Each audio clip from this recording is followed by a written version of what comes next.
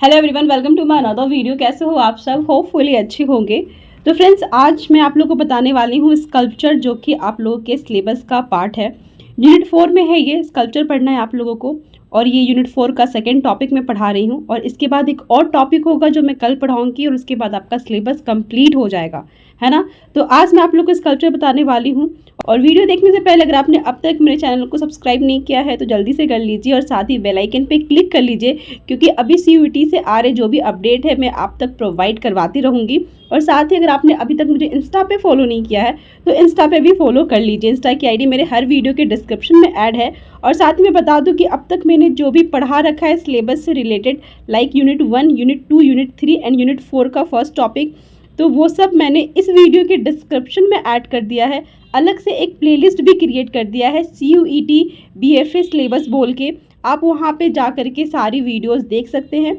और जो मैं आज आप लोग को पढ़ा रही हूँ इसकी जो पीडीएफ है मैंने इस वीडियो के डिस्क्रिप्शन में ऐड कर दी है। आप बाय करके पीडीएफ को डाउनलोड करके खुद से कभी भी आप पढ़ सकते हैं। तो अगर आपको एंट्रेंस एग्जाम क्रैक करना है तो पीडीएफ डाउनलोड ज़रूर कर लीजिएगा, क्योंकि पीडीएफ में वैसे क्वेश्चंस मैंने मेंशन करे हैं, वैसी पेंटिंग्स मेंशन करी है जो आपके एंट्रेंस एग्जाम में पूछे जाएंगे। तो चलिए स्टार्ट करते हैं। यूनिट 4 का लिखा हुआ है कि समकालीन आधुनिक भारतीय कलाकारों की मूर्तियाँ। ठीक है, तो मूर्तियों को लेके ये है, और लिखा है नीचे कि मूर्तियाँ कला का त्रियामी स्वरूप है। 3D फॉर्म में आती है मूर्ति। इसे पत्थर, धातु, लकड़ी, मोम, मिट्टी और अन्य ऐसे पदार्थों से बनाया जाता है जिसका प्रयोग वर्तमान समय के मूर्तिकार अपनी भावनाओं को व्यक्त करने के लिए करते हैं।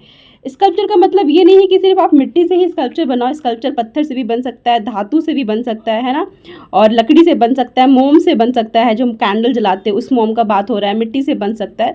और इसमें क्या करते हैं जो आर्टिस्ट है, अपनी जो भावना है मन की, वो स्कल्पचर के थ्रू व्यक्त करना। ठीक है, जैसे हम पेंटिंग के थ्रू व्यक्त करते हैं वैसे ही स्कल्पचर के थ्रू भी व्यक्त हो सकती है। तो स्कल्पचर के थ्रू वो व्यक्त कर रहा है। सबसे पहला जो यहाँ पे आपको पढ़ना है वो है श्रम का विजय, जो कि बहुत ही फेमस पेंटिंग है डीपी रॉय चौधरी की।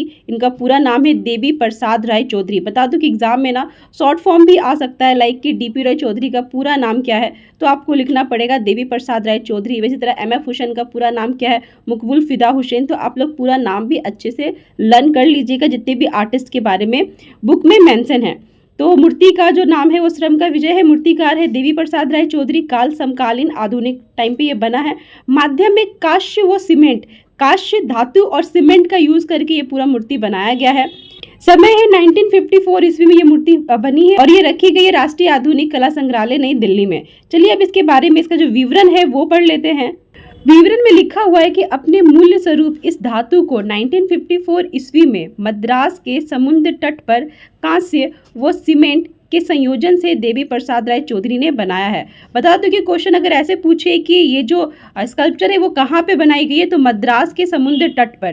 ठीक है, और स्कल्पचर में जो भी आदमी का फिगर बनाया गया, 4 अलग अलग जो है वुमेन फिगर बनाए गए हैं, तो ये कहाँ के हैं, तो ये चेन्नई के हैं, जो कि मद्रास का भी करंट नाम है चेन्नई, तो चेन्नई के ही लोग हैं, और वहीं के समुद्र तट पर ये मूर्ति बनाई गई है। तो इस तरीके से क्वेश्चन पूछे जा सकते हैं आपके एंट्रेंस एग्जाम में, कब बनी, कहाँ बनी, कैसे बनी, किसने बनाई, ये सब क्वेश्चन।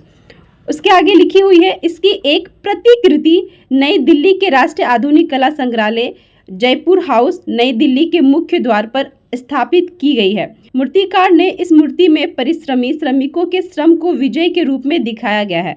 समूह में कार्यरत चारों श्रमिकों को अलग अलग मुद्राओं में एक विशाल चट्टान को लकड़ी की बल्लियों की सहायता से हटाने का प्रयास करते हुए दिखाया गया है। अलग अलग मुद्राओं मतलब अलग अलग पोज में चारों खड़े हैं। ठीक है, और वो क्या करे, लकड़ी की सहायता से जो चट्टान है बड़ी सी उसको हटाने का प्रयास कर रहे हैं, ये स्कल्पचर में दिखाया गया है। उसके बाद लिखा है परिणाम स्वरूप मूर्तिकार ने श्रमिकों की मांसपेशियां और पड़ने वाले प्रभाव, संकुचक एवं विस्तार को उनकी संपूर्ण शारीरिक संरचना के साथ खूबसूरती से प्रकट किया है। जैसे कि हम कोई चीज़ पे बल देते हैं तो हमारे बॉडी पे भी इफेक्ट आता है ना, तो वो बॉडी पे जो इफेक्ट आ रहा, बल दे रहे, वो मांसपेशियों की तरह इतने अच्छे से उन्होंने दिखा है कि वो एहसास हो रहा है कि हाँ वो उस पर फोर्स कर रहे हैं, वो उस पर बल लगा रहे हैं हटाने के लिए, वो चीज़ दिखाई गई उनकी बॉडी में। आगे लिखा है इसके लिए इनके शरीर को वस्त्रहीन दिखाना विषय के अनुकूल था, अतः केवल कमर के नीचे छोटी लुंगी व सर को कपड़े से ढका हुआ दिखाया गया है। मतलब कि पूरा शरीर को वस्त्रहीन ना दिखा करके कमर पे धोती लपटा हुआ दिखाया गया, और साथ में सर पर जो है वो कपड़े से ढका हुआ है उनका सर। और साथ ही ये भी कह सकते हैं जैसे कि आप लोग देखते हो कि श्रमिक ज़्यादातर माथों पे गमछी बांधे रहते हैं और लुंगी जैसा लपेटे हुए रहते हैं कमर में, और साथ ही शरीर पे कपड़े नहीं होते, तो उसको लेके भी सिर्फ सर पे जो कपड़ा और कमर में लुंगी दिखाया गया है। और साथ ही उनकी जो मसल्स है उस पर जो इफेक्ट आ रहा है उस चीज़ को अच्छे से कलाकार दिखा सके, इसलिए उन्होंने बॉडी पे कपड़े नहीं दिखाए। तो ये सारी चीज़ें दिखाई गई है। और अतः ये श्रमिक अपने कार्य को सफलतापूर्वक करने में सफल होते हैं।